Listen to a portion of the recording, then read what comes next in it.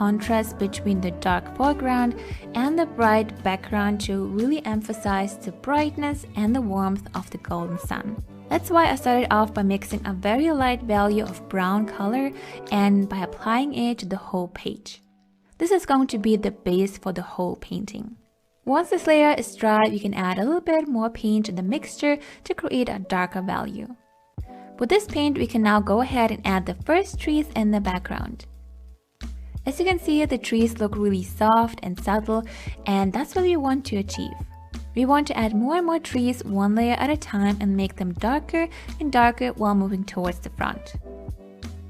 If you want to create a very soft and misty forest, you can lightly blend out the lower part of the trees to just blend them into the background a little bit. And then repeat the steps.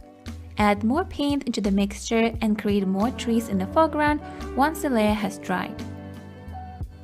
As you can see, the painting already looks more three-dimensional with the trees far away in the background, with these few trees in front and the trees next to the street to the left. I think I overdid it a little bit and added too many trees in one place, but I just wanted to play around with this technique and just see how it looks. I think this is such a fun technique to practice different compositions and what values to use to make something stand out or disappear in the painting. Here you can see that the people in the lower part are rather dark and the contrast between the trees isn't that big, but between the lighter and the darker trees in the painting there's a huge difference. So here I think you get the feeling that the people are coming from the darker part of the forest and move towards the sunset and maybe just the sun that looks through the dark forest and is very bright and warm.